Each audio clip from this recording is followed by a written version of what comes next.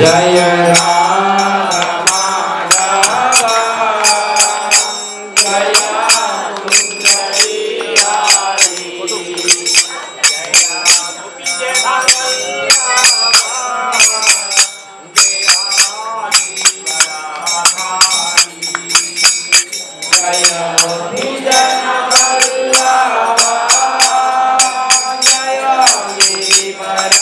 ఎవరైనా చెప్పగలుగుతారా?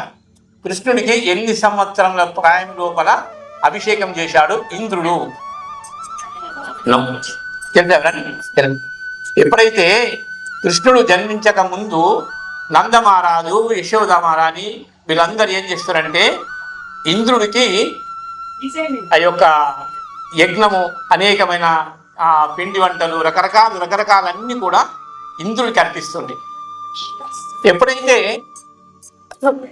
కృష్ణుడు జన్మించిన తర్వాత ఆ నందమహారాజు తండ్రిని అడిగిండు, నాయన ఇవన్నీ మీరు ఎవరి కోసం యజ్ఞం చేస్తున్నారు, ఎవరి కోసం అర్పిస్తున్నారు, ఎవరి కోసం చేస్తారంటే అప్పుడు నందమహారాజు అంటాడు, నువ్వు చిన్న పిల్లగాడవు, నువ్వు ఇప్పుడు ఇంకా అవన్నీ అర్థం కాదు, కొంత సమయం పడుతున్నాడు. లేదు నాకు దాన్ని వివరించండి. ఏదైనా మనం ఒక కార్యం చేస్తున్నామంటే అది ఎవరి కోసం చేస్తున్నాము? అప్పుడు అన్నాడు, ఇది ఇంద్రుడి గురించి చేస్తున్నాము. అరే ఇంద్రుడికి ఎందుకు చేసాడు మీరు? ఇంద్రుడు దేవతలకు రాజు కావచ్చు, కానీ మనిషి యొక్క జన్మ కర్మలకు బాధ్యుడు కాడు. అప్పుడు అడిగిండు, ఎందుకంటే నందమహారాజు అంటాడు, మనకు అన్ని ప్రాణులు తన ఆహారాన్ని భుజించి నిలుపుకోవాలంటే కేవలం ఇంద్రుడు వర్షం ఇస్తేనే ఇవన్నీ జరుగుతాయి, లేకపోతే జరగదని కృష్ణుడికి సమానం చెప్తున్నాడు. అప్పుడు ఏమంటాడు కృష్ణుడు? స్వయంగా భగవంతుడు చిన్న పిల్లాడైనప్పటికైనా, నాయన ఇదంతా మీరు దానికి ఆచరించే అవసరం లేదు, దాని వ్రతంగా మీరు ఆపేయండి అంటే ఆయన అంటే చాలా కోపంగా వస్తాడు. మళ్ళీ వీళ్ళందరూ కూడా మనము నష్టపోతాము, ఏ పంటలు పండపోతే ఈ గోవులకు గడ్డి కానీ మనకు పక్షులకు ఆహారం కానీ దొరకది, మరి ఇవన్నీ ఎట్లా అంటే మీరు ప్రథమంగా దాన్ని కార్యం ఆపేయమన్నాడు. ఎవరికి వేయాలంటే గోవర్ధనగిరికి వేయండి, అక్కడ ఆవులు ఉంటాయి, అన్న ప్రాణులు ఉంటాయి, అన్నికి ఈ 30 కోట్ల దేవతలకు కూడా సంతృప్తి చెందరు. ఎందుకు మరి వేయాలి గోవిందుడు? మనకు అనుమానం. ఎందుకంటే భగవంతుడికి ఎందుకు వేయాలి అంటే ఈశ్వర పరమ కృష్ణ సచ్చిదానంద విగ్రహ అనాదిరాది గోవింద సర్వకారణ కారణం. ఈ సృష్టికి ఎవరు? భగవంతుడు. దీనికి అతను తప్ప ఇంకెవరు లేదు. అందుకే భగవద్గీతలో చెబుతుంటాడు, మత్త పరతరం నాస్తి కించిదస్తి ధనంజయ మైసర్వమిదం ప్రోత్తం సూత్రే మణి గణైవ. ఈ సృష్టి ప్రకృతి అంతా కూడా నా మీద ఆధారపడింది. అది ఎట్లా ఆధారపడిందో మనం చెప్తున్నాడు. ఏమంట? ఏదైతే ముత్యములు ఉన్నాయో ఒక దారం మీద ఏ విధంగా ఆధారపడి ఉన్నాయో అదంతా కూడా ప్రకృతి నా మీదనే ఆధారపడింది. అటువంటిప్పుడు భగవంతుడు చేయండి. అప్పుడు ఇంద్రుడికి ఏమొచ్చింది? కోపం వచ్చేసింది కదా, ఇదంతా కూడా నాకు చేసి ఆపించుడు. ఈయన మానవ రూపంలో ఉన్నాడు. ఎవడు? కృష్ణుడు. ఆయనకు అర్థం కాలే. అందుకే భగవద్గీత చెప్తాడు, ఏమని చెప్తాడంటే అవజానంతి మామూడ మానుషిం తాను మాశ్రితం పరం భావమా జానంతో మమాభూత మహేశ్వరం. నేను మానవ రూపంలో అవతరించినప్పుడు నన్ను భగవంతుని తెలుసుకోలేరు. అందు గురించి నాకు ఇంద్రుడికి కొంచెం గర్వం వచ్చింది. వెంటనే ఏం చేసిండు ఇంద్రుడు? వర్షం 7 రోజులు ఎడతెగకుండా. వర్షం అంటే మామూలు వర్షం కాదు, అన్ని ఇండ్లు గుట్టలు, ఎక్కడ ఆహారం లేదు, ఏం లేదు. అప్పుడు ప్రజలందరూ, అప్పుడు నందమహారాజుడు, విన్నావా కృష్ణ నువ్వు చెప్తే, ఇప్పుడు చూడు మన పరిస్థితి ఏమైంది, ఇదంతా మరి ఎట్లా సంభవం అంటే మీరు ఏం చింతించకండి. అప్పుడు ఏం చేశాడు భగవంతుడు? జై గిరిరాజ్ మహారాజ్. ఆ బ్రజవాసులందరికీ కూడా మొత్తం కలిసి ఆ గోవర్ధన పర్వతం ఎత్తినప్పుడు వాళ్ళందరూ కూడా ఆ యొక్క గోపబాలులు, ఆ బ్రజవాసులు, ఆవులు, ఆయన దగ్గర మామూలు ఆవులు కావు. ఎన్ని లక్షల ఆవులు ఉన్నాయి నందమహారాజ్ దగ్గర? 9,30,000 ఆవులు. ఈ యొక్క బ్రజవాసులు అందరూ కూడా గోవర్ధన పర్వతం కింద ఉన్నారు. కానీ ఒక రోజు కాదు, ఒక గంట కాదు, 2 గంటలు కాదు. అది ఎడమ చేతి మీద, అది ఒక చిటికినేలు, తర్వాత గోరు మీద. చూడు భగవంతుడు అంటే ఎన్ని సంవత్సరాల పిల్లగాడు? కేవలం 7 సంవత్సరాల పిల్లగాడు. అప్పుడు ఈ ప్రజలందరూ దాని కింద దాక్కున్నారు. కానీ ఇది పడిపోతుందేమని ఏం చేసినట్టే గోపాలు అందరూ కట్టెలు పట్టుకొని సపోర్ట్ పెట్టుకుంటాను, ఈ గుట్టైన పడిపోయి. ఎందుకంటే ఒక్కోటి బరైతే పడిపోదామని ఆ కట్టెలు పెడుతున్నారు అందరు పిల్లలందరూ. కానీ ఇంద్రుడు అన్నాడు, నేను ఇంత వర్షం అన్ని చేస్తే భగవంతుడు అంత సహకరించి వీళ్ళందరినీ రక్షించిండు, ఇంకా నేనే గొప్ప అనుకున్నా. కానీ నేనంతా చాలా గర్వంతో ఇదంతా చేసిన నా యొక్క తప్పు క్షమించమని అప్పుడు గోవిందుని వేడుకొని మనం బృందావనం వెళ్తే అక్కడ గోవిందకుండు ఎప్పుడైతే ఈ గోవర్ధన పర్వతం లేపిండో అక్కడ మొట్టమొదటి ఇంద్రుడు ఏం చేసిందంటే తన అశ్వంతోని ఆ గజము తొండముతోని ఫస్ట్ మొదల ఈ యొక్క కృష్ణుడికి అభిషేకం చేసిండు. మొట్టమొదటి అభిషేకం ఎవరు చేసిండ్రు? ఇంద్రుడు. ఎందుకంటే ఆ సృష్టికి కర్త. నేనేమో అనుకున్నా కానీ నాకు గర్వం అయిపోయింది. దేవతలకు ఈ యొక్క సర్వప్రాణులకు అతడే సృష్టికర్త అని చెప్పి అది చేసి మళ్ళీ ఏం చేసిండు, గోలోకం నుంచి ఆయన దగ్గర ఉన్నటువంటి సురభి గోవు, అన్ని గోవుల కంటే సురభి గోవు చాలా ప్రధానమైంది, దాని యొక్క రుచి వేరుంటుంది. ఆ యొక్క గోవు యొక్క పాలు తీసుకొచ్చి అప్పుడు కృష్ణుడు ఆ ఇంద్రుడు అభిషేకం చేసిండు. మనం బృందావనం పోయినప్పుడు ఆ గోవిందకుండ కాడ మనం ఆచమనం చేసుకున్నచ్చు, దాని యొక్క ఆ జలం తీసుకోవచ్చు. అప్పటి నుంచి మొట్టమొదటి శ్రీకృష్ణుడికి అభిషేకం చేసిండు ఎవరు? ఇంద్రుడు చేసిండు. కానీ ఏం చేసిన భగవంతుడు ఏమంటుండు, నా గురించి కర్మ ఏం చెప్పిండు. నందమహారాజుడు చెప్పిండు కదా భగవంతుడికి ఏమని. కానీ మనం ఏమనుకుంటామంటే ఏదైనా కర్మ చేస్తే మన ఇంటి కోసం చేసుకుంటాము. కానీ ఎప్పుడైతే భగవంతుడి గురించి చేస్తామో అది భగవత్ సేవలో పోతుంది. అది మనకు చాలా ఉపయోగపడుతుంది. మనకు 11వ అధ్యాయంలో చివరి శ్లోకముల భగవంతుడు చెబుతున్నాడు, ఏదైతే కర్మ చేస్తావో నాకు చెయ్యు. ఏ శ్లోకమో ఒకసారి చెప్పి చిన్నగా ఒక 15 నిమిషాల లోపల అందరికీ ఆనందం ఉండొచ్చు. మనం ఈ యొక్క కార్యక్రమాన్ని తొందరగా ముగించేద్దాం. మత్కరుణ మత్పరమో అనని కాదు, మత్కరుణ మత్పరమో మద్భక్త సంగవర్జిత నిర్వైర సర్వభూతేషు యాసమాప్తి పాండవా. భగవంతుడు అంటుండు, మీ ఏదన్నా భౌతికములో ఉన్న జీవులందరూ కూడా ఏ పని చేసినా నాకు చేయమంటుండు. అయ్యా మరి నాకు షాప్ ఉన్నది, నాకేమో వ్యవసాయం ఉంది, నేనేమో ఆఫీసులో ఉంటాను, నేనేమో వేరే కిరాణా షాప్ ఉన్నాను, మరి ఎట్లా సాధ్యం? భగవంతుడు ఏదైనా సరే దాన్ని భగవంతుడి సేవ పెట్టు.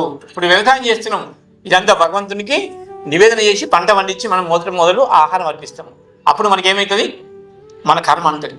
అందుకే భక్తికి ముక్తికి రెండు కూడా భగవంతుడి అవసరము. భక్తి ఏదన్నా భగవంతుడే కాదా, ముక్తి అంటే ఏంది? తినడానికి.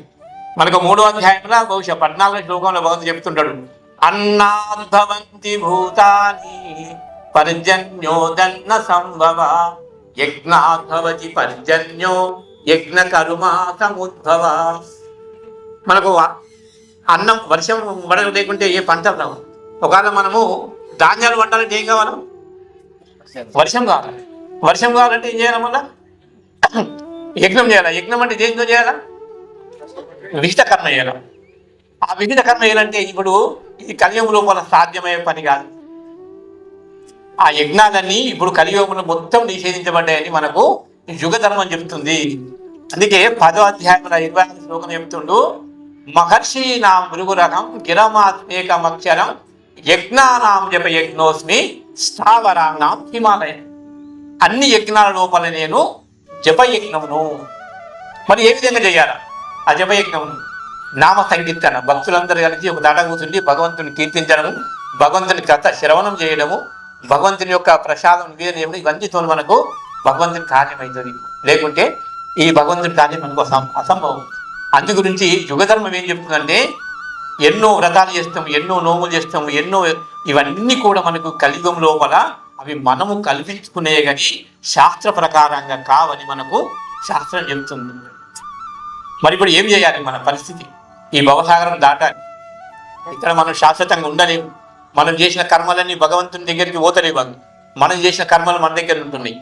అందుకే దానికి భగవంతుడు చెప్తున్నాడు, నామ సంకీర్తనాయత్య సర్వపాప ప్రణాశనం ప్రణమో దుఃఖ శమనంతం నమామి హరిం పరం. శ్రీమద్ భాగవతము 18,000 శ్లోకాలు చెప్పిన తర్వాత దాని సారాంశం అంతా భగవంతుడు చెప్తున్నాడు, కేవలం నామ సంకీర్తనాయస్య, భగవంతుని యొక్క నామాన్ని తీసుకోండి. ఇంకా దీనికన్నా మించింది అంటే ఈ యుగముకు సంబంధించింది. మనం ఉన్నాము కలియుగం లోపల, వేరే యుగములు లేవు. కొన్ని యుగాలు అన్నప్పుడు మనకు యజ్ఞాచరంతో ఆ ధ్యానంతోని అర్చనతో సాధ్యమైంది. కానీ ఈ యుగంలో ఏం చెప్తుండ్రు? నామ సంకీర్తన. ఎవరి నామ సంకీర్తన? హరే కృష్ణ హరే కృష్ణ కృష్ణ కృష్ణ హరే హరే, హరే రామ హరే రామ రామ రామ హరే హరే. మనకి మనకు సాధ్యం కాదా? మరి ఇది ప్రతి ఒక్కరు సాధ్యమైంది. కానీ మన దగ్గర ఉన్నటువంటి ఒక్కటి అలవాటు ఏంటంటే, ప్రతి ఒక్కరు ప్రొద్దున 5 గంటలకు లేచి వాళ్ళ దగ్గర సమయం ఉంటుంది. ఒక 10 నిమిషాలు భగవంతునికి సమయం ఇస్తే మన జీవితాంతం అంతా కూడా ఈ భవసారం దాటిపోతామని మనకు వేదాలు చెప్తున్నాయి. ఎందుకు చెప్తున్నాయి? భగవంతుడు చెప్తుండు. ఎందుకంటే ఈ యొక్క మానవులకు మనకు తగినటువంటి ఆయుష్ తక్కువ, జ్ఞానం తక్కువ, మనం చేసే ఆలోచనలు కూడా తక్కువ. ఇవన్నీ కూడా ఏది కూడా భగవంతుడికి సంబంధించినవి కావు. అందు గురించి నానా రకాలు ఉండొచ్చు, ఏదైతే ధ్యానం ఉండొచ్చు, వర్చన ఉండొచ్చు, యోగం ఉండొచ్చు, ఉండొచ్చు. కానీ అన్నిటికంటే ఉత్తమమైనది ఏదంటే భగవంతుని చేరేది నామ సంకీర్తనాయస్య. అందుకే భగవంతుడు నాకు మనకు అంబరీష్ మహారాజు యొక్క కథ విన్నట్టయితే మనకు అర్థమవుతుంది. ఆయన ప్రథమంగా చాలా గొప్ప భక్తుడు. ఆయన మనస్సును దేని మీద ఉంచాడు? తన మనస్సును. భగవద్గీత మనం కరెక్ట్ ఒక్క శ్లోకం చదివినట్టయితే మనకు దాంతో అర్థమవుతుంది. మన్మనాభవ మద్భక్తో మాధ్యాత్మస్కురు మామే వైశ్యసి యుగైవ ఆత్మానం మత్పరాయణ. నీ మనస్సు నా పైన ఉంచంటుండు. అదే అంబరీష్ మహారాజ్ తన మనస్సును ఎక్కడి నుంచి ఉండు? భగవంతుని యొక్క పాదాల పైన అర్పితం చేసింది. మనస్సును అక్కడి నుంచి నువ్వు సరిపోలేదు. నవవిధ భక్తి లోపల 9కి 9 అంబరీష్ మహారాజు భగవంతుని పేరు పెట్టిండు. తర్వాత రెండవది ఏది? వాచ. వాచ అంటే ఏంటి? మాటలు. మనం మాట్లాడితే భగవంతుని గురించి ఎన్ని గంటలైనా మాట్లాడు, భగవంతుని గురించి కథ విను, భగవంతుని యొక్క నామ సంకీర్తన యొక్క శ్రవణం చేయి. దాన్ని పూర్తిగా అతను ఏం చేసిండు? భగవంతుని పేరు పెట్టిండు వాచ. కానీ మనకు సమయం దొరికితే ఎక్కడ గంట 2 గంటలైనా మనకు సమయం లెక్క చేయగాని భగవంతు దగ్గరికి వచ్చేసరికి మనకు సమయం ఉండదంటాం. ఏదైతే భగవద్గీత చదివి ఒక రోజు ప్రొద్దున ఒక శ్లోకం, సాయంత్రం ఒక శ్లోకం చదివి నువ్వు ఒక హరినామ జపం తీసుకున్నావు అంటే నీ జన్మ ఒక పవిత్రమైన తాకి స్థానంకి వెళ్ళిపోతున్నావు. ఇంకా మూడవది ఏం చేస్తాము? కన్నులు ఉన్నాయి. ఏం చేయాలి? కన్నులు ఏం చేస్తాం? మన కన్నులు భగవంతుని యొక్క సుందరమైన, ఇప్పుడు మన పిల్లాడు కూడా ఇక్కడ చూశాడు కదా, అందుకే మనం బ్రహ్మ సంహితలు కూడా వాడాం. ఏ శ్లోకం వాడాం? వేణు అనంత మరవింద దళాయతాక్షం వరహావతం సమహితాముద సుందరాంగం కందర్పకోటి కమనీయ విశేష శోభం గోవిందమాది పురుషం తమహం భజామి. మన 2 కన్నులు సుందరమైన భగవంతుని యొక్క రూపాన్ని దర్శించుకోవాలి. ఇది మన జన్మ ధన్యమైందని చెప్తుంది. కందర్ప కోటి కమనీయ విశేష శోభం అంటే ఇటువంటి యొక్క మన కనులు భగవంతుని దర్శనం చేయకపోతే ఏదో సముద్రంలో ఉన్న 2 రాళ్లతో సమానం అని చెప్తారు. కానీ మనకు చెవులు ఉన్నాయి. అంబరీష్ మహారాజు ఏం చేశాడు? ఇప్పటికి 3 అయినాయి. చెవులు ఏం చేయాలి? మనం భగవంతుని యొక్క కథ వినాలి. అది చెప్తారు మనకు గోపికలు. తవ కథామృత తప్త జీవనం కల్మషాభిలితం. ఎప్పుడంటే నీ యొక్క కథ, భగవంతుని యొక్క కథ చెవులను మనం వింటివే, అప్పుడు మన యొక్క అనర్థాలన్నీ, అంటే మన దగ్గర చెడు పదార్థాలన్నీ ఏమున్నాయి అవన్నీ కూడా బయటకు వెళ్ళిపోతాయి. నామకారి బహుదా నిజ సర్వశక్తి. భగవంతుని యొక్క నామాన్ని ఒకసారి ఉచ్చరించినట్లయితే మనలో ఉన్న అనర్థాలని దొరికిపోతే మనం ఏమిటి? ఇంకా మన యొక్క ముక్కున్నది, నాసిక. ఏం చేయాలి? నవవిధ భక్తి లోపల అంబరీష్ మహారాజు 9 కూడా భగవంతుని సేవలు పెట్టిండు. కానీ అన్నిటిలో కూడా మనం ఒక్కటి పెట్టాలి, శ్రవణం, భగవంతుని కథ వినడానికి, మనం రావడానికి మందిరానికి. తను ఏం చేసినట్టే నాసికకు భగవంతునికి ఎప్పుడైతే నివేదన చేస్తామో తులసి దళాలు, దాంతో మనం సువాసన చూసినట్టయితే మనలో ఉన్నటువంటి యొక్క భక్తి జాగృతి అయిపోతుంది. వెంటనే ఎప్పుడైతే పుష్పము నీళ్లు వృక్షం పోతే అది వికసిస్తుందో ఆ విధంగా మనం బీజం అంకురిస్తుంది. ఇంకా మన నాలుక ఉన్నది. ఏం చేయాలి? భగవంతుని యొక్క ప్రసాదం తీసుకోవాలి. మనం ఎక్కడ జంక్ ఫుడ్ ఏదో కూడా అక్కడ ఇక్కడ ఇట్లా తినబండారా కాదు. భగవంతునికి ఎప్పుడైతే నివేదన చేస్తామో అది చెప్తుండో భగవంతుడు, ఆ ప్రసాదం తీసుకున్నట్టయితే మనలో ఉన్న పూర్వపు అనేక కర్మలు ఏవైతే ఉన్నాయో అవన్నీ కూడా తొలగిపోయి భౌతికానికి సంబంధించిన అజ్ఞానం ఉన్న ఆ కాలుష్యం ఏది ఉన్నదో దాని నివారణ కూడా చేస్తుంటారని మనకు. అందుకే భగవంతుని ప్రసాదం తీసుకోవాలి. ఇంకా మనకు పాదములు ఉన్నాయి, ఏం చేయాలి? భగవంతుని మందిరానికి నడచడానికి ఎంతో మనం ఎక్కడెక్కడో వాకింగ్ దానికి తప్పు కాదు. కానీ ఈ శరీరమును భగవంతుని సేవలు పెట్టాలంటే అప్పుడు నవది భక్తి లోపల తీర్థయాత్రకి వెళ్ళాలి. అప్పుడప్పుడు మనము తీర్థయాత్ర వెళ్ళాలి. మనకున్నది కదా బృందావనం, మాయాపూర్, కలకత్తా, జగన్నాథ్పురి, ఇవన్నీ చాలా చాలా మంచి మంచి ధామం ఉన్నాయి. తిరుపతి, బాలాజీ వెళ్ళాలి. దాంతో మనకి ఏం లాభం వస్తుంది మనం గుర్తించాలి. ధామంకి వెళ్తే భగవంతుని యొక్క కృప మనకు లభిస్తుంది. కానీ భగవంతుని చూసే శక్తి మనకు లేదు. మనం అనుకుంటాం ఇక్కడ భగవంతుని దర్శనం చేసుకుంటాం అంటాం. కానీ ఈ భగవంతుని చూసే శక్తి ఎవరికి ఉన్నది? ఈ కళ్ళకు ఉన్నాయా? ఈ చర్మచక్షులకు లేదు. కానీ భగవంతుని దృష్టి మన మీద పడుతుంది, భగవంతుని యొక్క చూపు మన మీద పడుతుంది. కాబట్టి అప్పుడు మన జన్మ ధన్యమవుతుంది. అందుకే బ్రహ్మముహూర్తంలో ఎవరైతే గురువుకు అష్టకం చేసి మంగళారతి చేస్తారో అనేక జన్మ పాపాలన్నీ కూడా ఒక్కసారి అయిపోయే వాళ్ళు పవిత్రంగా అవుతున్నారు. ఇంకా మన చేతులను ఏం చేయాలి? భక్తులకు సేవ చేయాలి. ఏ విధంగా చేయాలి? భక్తులకు సేవ, పువ్వులు కానీ మన యొక్క వస్త్రాలు కానీ ఏమునే వాళ్ళకు చేయాలి. ఎన్నైనా ఇప్పటికీ 9.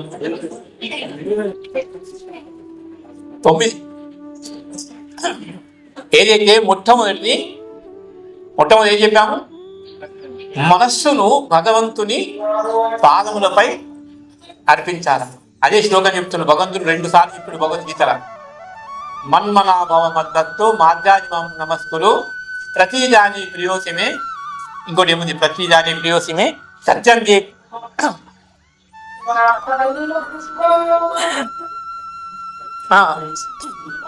భక్తోషమే. ఎందుకంటే అన్నిటికంటే ఉత్తమైంది కేవలము భగవంతుని యొక్క ఆరాధన. ఇంకా మనము మరి ప్రభుజీ 33 కోట్ల దేవి దేవతలు ఉన్నారు, మరి వీళ్ళని కూడా పూజించచ్చు కదా, మరి ఏం చేసినా ఒకటే అనుకుంటామా లేదు? కానీ శాస్త్రంలో ఏది చెప్పబడ్డదో దాన్ని ఆచరించినప్పుడే మనకు దాని యొక్క ఫలితాన్ని పొందగలుగుతాము. కానీ ఎవరు మరి 33 కోట్ల దేవి దేవతలు ఉన్నారు? ఎవరిని దూషించరాదు. వాళ్ళంతా కూడా భగవంతుని యొక్క అంగములు. ఎప్పుడైతే భగవంతుని యొక్క సేవ చేస్తున్నారు, ఇప్పుడు గణపతి పూజ చేస్తాం, బ్రహ్మాండంగా దేవి పూజ చేస్తాం. గణపతి ఎవరి నుంచి ఈ యొక్క శక్తిని ఉంది మనకి ఇస్తున్నాడు. మీరు యాదించుకోండి.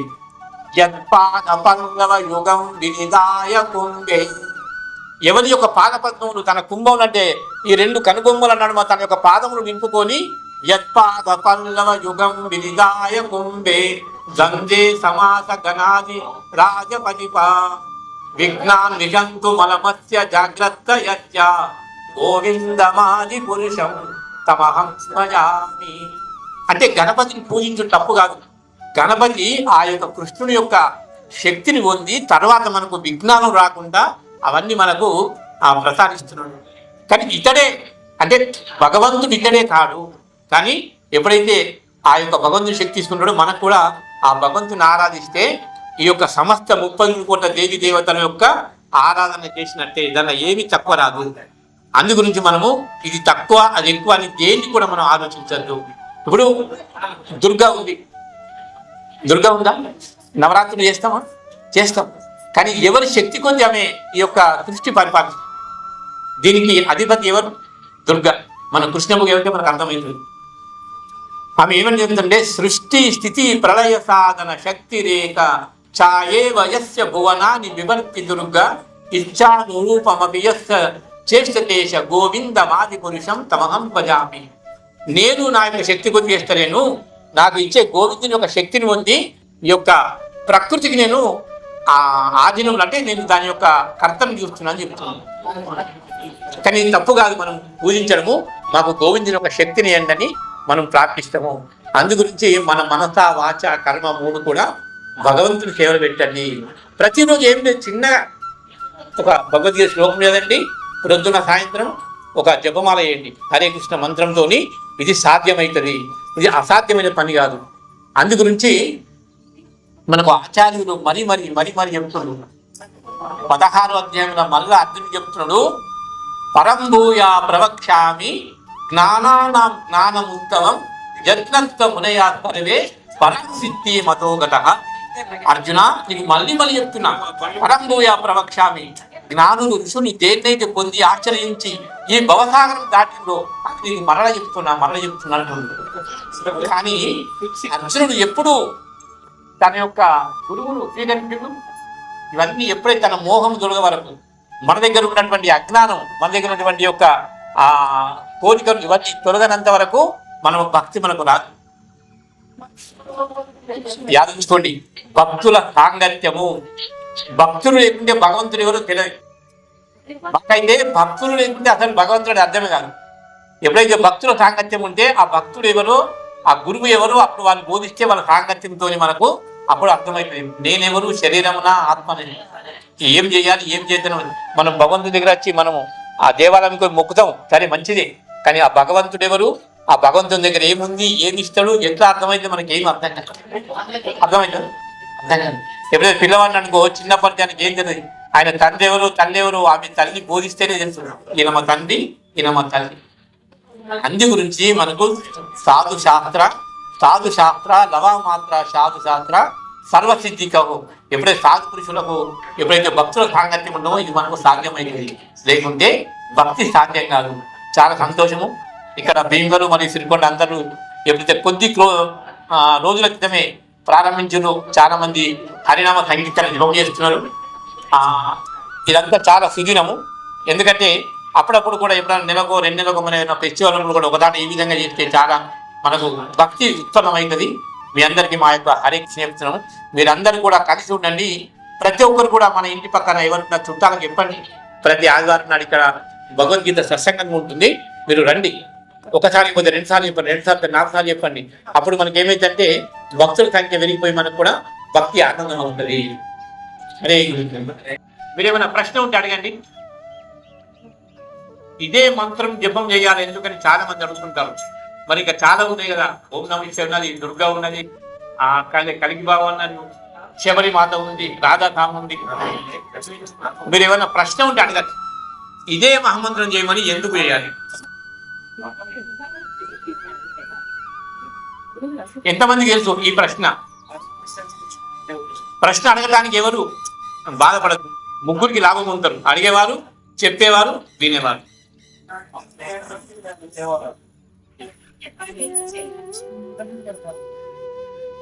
భగవంతుడు చెప్తుండు, ఈ 4 యుగాల పైకైనా కేవలం ఒక్కొక్క యుగానికి ఒక్కొక్కటి విభజించబడ్డది. కేవలం కలియుగం మాత్రం ఈ యొక్క భగవంతుడి నామ సంకీర్తనతోనే సాధ్యమైంది, దీంతో కాదని శ్రీమద్ భాగవతం చెప్తుంది. కృతేయధ్యాయతో విష్ణు త్రేతాం జగతో ముఖై ద్వాపారే పరిచర్యాయం కలౌతతో హరికీర్తన. ఎప్పుడైతే కృతాయుగం లోపల ధ్యానంతో సాధ్యమైందని భగవంతుడు చెప్తున్నాడు, ఎప్పుడైతే త్రేతాయుగం లోపల యజ్ఞంతో సాధ్యమైంది, కానీ ద్వాపారం వచ్చిందంటే ఆ అర్చనతోని భగవంతుని పరిచయం అయింది. కానీ కలియుగం అయితే ఈ 3తో సాధ్యం కాలేదట. ఎందుకంటే వాళ్ళ ఆవుష వేరు, వాళ్ళ గుణాలు వేరు, వాళ్ళకు సత్వగుణంతో ఉండే అప్పుడు అన్ని త్రేతాయుగం లోపల. కానీ కలియుగం వచ్చేసరికి మనకు అన్ని చిన్న భిన్నమైపోయింది, ఏమీ లేదు. ధర్మానికి 4 స్తంభాలు అయితే అన్ని వెళ్ళిపోయినాయి. కామం, క్రోధం, లోభంతో దయ పోయింది, సత్యం పోయింది, శుచి పోయింది, తపస్య పోయింది. అది ఒక్కటి ఉంటే దాన్ని కూడా కలిపురుషుడు తీయడానికి సిద్ధంగా ఉన్నాడు. అందుకే మహాత్ములు చెప్తారు, ఇవన్నిటికన్నా భగవంతుడు చెప్తుండు, ఈ సాధ్యమైంది మొట్టమొదట కలి ఉపనిషత్తుల బ్రహ్మకు బోధించబడ్డది. ఏది బోధించబడ్డది? ఇది షోడశ నామ్నాం కలికల్మష నాశనం నాతో పరతరో ఉపాయం సర్వ వేదేషు దృశ్యతే. అంటే ఎన్నో వేదాలు అన్ని చూసిన తర్వాత చివరికల్లా ఏం దొరికిందంటే కేవలం భగవంతుని యొక్క నామము. ఇది లేకపోతే ఇంకా దీంతో సాధ్యంగా చెప్తున్నాను. అందరూ కూడా మీరు ప్రయత్నించండి. ఇక్కడ ప్రభుజీ కూడా చాలా మంచి ప్రచారం చేస్తున్నారు. ఎందుకంటే మీరు ప్రతి వారం ఇక్కడికి రండి. దీంతో మనం అందరం కూడా అనేక జన్మల యొక్క పాపకార్యాలు కూడా నివారణమై మనం వెంటనే భక్తికి భగవంతునికి దగ్గర అయిపోతాము. లేకుంటే మనకు మనమే అధోగతి పాలవుతాము. చివరకు మన దగ్గర మిగిలేది ఏముండదు, కేవలం హరినామం ఒక్కటి అని మనకు శాస్త్రాలు చెబుతున్నాయి. మా యొక్క గురువు గారు ఉన్నారు ఇక్కడ, ప్రభుపాదుల వారు ఇచ్చిన సంస్థాపక ఆచార్యులు, చాలా మంచి మాకు శిక్షణ ఇచ్చి ఈ యొక్క జ్ఞానం గురించిన వారి గురువు మేము శతకోటి ప్రణామం చేసుకుంటాము. మీ అందరు కూడా మా యొక్క నమస్కారములు. ఈ కార్యక్రమం వచ్చిన వాళ్ళందరికీ మా యొక్క దండవంతం చేస్తున్నాం. మీకు తెలుపుకుంటున్నాను. హరే కృష్ణ. గురు దీక్ష తీసుకోవాలి, గురు దీక్ష తీసుకుంటేనే భగవంతుడు దొరుకుతాడు, గురు దీక్ష తీసుకోకుండా కూడా భగవంతుడు పొందగలుగుతామా? అదే గురువు భగవంతుడు దీనిలో ఎవరు గొప్పవారు కదా. వాళ్ళ ప్రశ్న ఏంటంటే, గురువు దొరకాలంటే దీక్ష తీసుకుంటేనే దొరుకుతాడా, లేకుంటే దీక్ష తీసుకోకుండా దొరుకుతాడా? అదే కదా. దీనికి మనం భగవద్గీత ద్వారానే మన ప్రశ్నకు, ప్రతి ప్రశ్నకు భగవద్గీత సమాధానం ఇస్తుంది. సమాధానము భగవద్గీతనే ఉంది. 4వ అధ్యాయంలో 27వ శ్లోకం చెప్పండి. తద్దిత్తి ప్రాణి ప్రాతేన పరి ప్రశ్నేన సేవయ ఉపద్యేక్షంతి తే జ్ఞానం జ్ఞానినా తత్వదర్శిన. మనకు గురువు కావాలంటే తద్దిత్తి ప్రాణి ప్రాతేన, మనకన్నా విద్య ఎక్కువ అభ్యసించిన గురువు దగ్గరికి వెళ్ళి అతని దగ్గర వినయపూర్వకంగా సేవ చేసి అతని దగ్గర శిక్షణ పొందిన తర్వాత మనకు ఆ దీక్ష 6 నెలల తర్వాత, సంవత్సరం తర్వాత మనకు హరినామ దీక్ష ప్రసాదిస్తాడు. ఎందుకంటే నేను ఏం చదువుకోలేను, ఇప్పుడు మెడికల్ ఫీజు ఏం లేదు, కాలేజ్ లేదు, ఏం లేదు. నేను హాస్పిటల్కి పోయి సర్జరీ చేస్తాను, వైట్ బట్టలు వేసుకొని పోగానే నాకు రాణిస్తారా? సర్టిఫికేట్ కావాలా, ట్రైనింగ్ కావాలా, అవన్నీ ఉన్నప్పటికీ కూడా ఇంకా రానియాలప్పటి. మనం గురువు దగ్గరికి వెళ్ళాలంటే, హరినామం దీక్ష తీసుకోవాలంటే ప్రథమంగా భక్తుల సాంగత్యంతో హరినామము జపించడం ఎట్లా, మనం ఎట్లా జీవించాలా, ప్రతిరోజు మన దినచర్య ఏ విధంగా ఉండాలా, ఏ ఆహారం తీసుకున్నాలా, అవన్నీ దాంతో మనకు ఒకటి గురువు దగ్గర దాకా తీసుకుపోతుంటారు. ఆయన అడిగిన ప్రశ్న ఏదంటే, మనము గురువు దగ్గరికి వెళ్ళకుండా ఏమాత్రం అర్థం కాలేదు, అది తప్పకుండా గురువు ఉండాలి. అది పరంపరలో గురువు అయి ఉండాలి. గురువు అంటే రేపు మనకు చాలా మంది ఇవాళ 10,000 ఇచ్చే దీక్ష, రేపు 20,000 ఇచ్చే మోక్షం. అటువంటి గురువులు కాదు మనకు, జనాభాకో లేకుంటే ప్రేయర్కో దానికో కాదు. ఉన్నారు మంచి గురువులు ఉండొచ్చు, కానీ ఎప్పుడైతే పరంపరలో అంటే బ్రహ్మ నుంచి మొదలు పెడితే ఎప్పుడైతే భగవద్గీత యథాతథం ఏ విధంగా అయితే ఉందో అటువంటి పరంపర ఉన్న గురువు దగ్గర మనం నేర్చుకున్నట్టయితే మనం కూడా బాగుపడతాము, మనం కూడా వెళ్తాము. లేకుంటే మనం టీవీలో ఒకరు చూస్తాము, ఈ లెక్క ఏమంటాడు, పొద్దుకి ఆడ ఆ ఇంటికాడ మూలకు ఈశాన్య దిశలో ముంత పెట్టి పువ్వులు వేసాడు పెట్టు, నీకు లక్ష్మి వస్తుంది, నువ్వు కాదు, లేదు నల్లావు నువ్వులు పెట్టు. ఇవన్నీ చేస్తే మన గత జన్మ కర్మలు ఎవరు తొలగిస్తారు?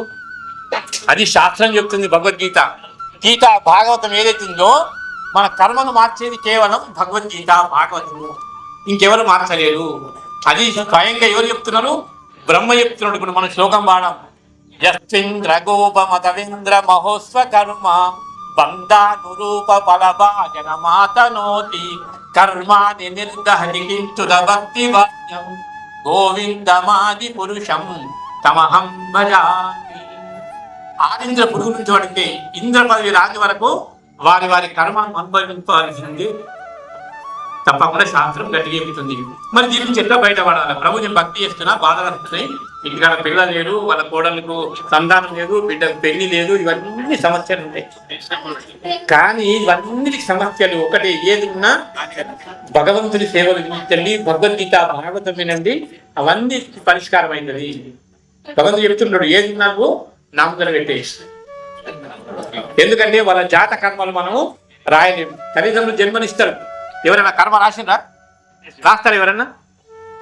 ఇప్పుడు వైద్యుడు వెంబడి ఉంటాడు అక్కడ పేషెంట్ దగ్గర, ఆ వైద్యుని ఆపాలుతాడా? రోగి చనిపోతాడు. ఎవరు కర్మ? గత జన్మల కర్మ. అందు గురించి ఆ కర్మానుసారమే ఇప్పుడు భౌతిక జగత్తులో జీవుడు దాన్ని అనుభవించడానికి కోసమే మన ప్రతిసారి శరీరం తీసుకుంటాడు. కానీ శరీరాన్ని మార్పుతూ ప్రతి జన్మలో మనకు తల్లిదండ్రులు ఉంటారు, ప్రతి జన్మలో మృత్యు, జన్మ, జర, వ్యాధి ఇవన్నీ ఉంటాయి. దీని తర్వాత మనం దీన్ని అన్ని నిలబడానికి కోసమే భగవంతుని మానవ జన్మకు ఉపదేశించబడ్డదే ఈ యొక్క హరే కృష్ణ మహామంత్రము. కానీ జంతువులకు చెప్పలేదు. మనం అనేక జన్మలు దాటుతూ వస్తున్నాము. కానీ ఎప్పుడైతే ఈ యొక్క హరినామ సంకీర్తన తీసుకుంటామో అప్పుడు నిలిచిపోతేనే భగవద్ధామ వెళ్ళిపోతాము. లేకుంటే మళ్ళీ 84 లక్షల జీవ జంతువుల పరిమాణము తిరుగుతూనే ఉంటాము. ఇది ఎప్పుడు సనాతనం జరుగుతూనే ఉన్నది. దీన్ని ఆవడానికి కోసమే ఋషులు మునులు మనకు ఇచ్చినటువంటి ఒక మహమంత్రాన్ని ఆచరించి ఈ భవసాగరం దానిపోతాము. అది భగవద్గీతల 12వ అధ్యాయంలో 14వ శ్లోకంలో భగవంతుడు చెప్తున్నాడు, దేశామహం సముద్రత మృత్యు సంసార సాగర భవానీ నచరత్పార్త మయ్యావేశిత చేతన. నీ యొక్క మృత్యు సంసారం నేను దాటిస్తా, నువ్వు నా మీద ఆధారపడి జీవించు. ఎప్పుడు జీవించాలా? సర్వం కృష్ణుడు కల్పించేయాలి. ఏం చేసినా భగవంతుడు. హరే కృష్ణ. తప్పకుండా గురువు ఉండాలి. ప్రభు ఓకే. హరే జయ శీల ప్రభుపాదికి. ఇందులో ఏమన్నా సుకృతి ఉంటే అంతా మా గురువు గారికి చెందుతుంది. ఇంకా ఏమన్నా దుఃఖుడికి ఏమైనా చెల్లింటే అవి నాలుగుగా భావించి మీరు క్షమించాలి. ఎందుకంటే ఉన్నదాన్ని ఇప్పుడు సత్యం చెప్పాలని హరే కృష్ణ.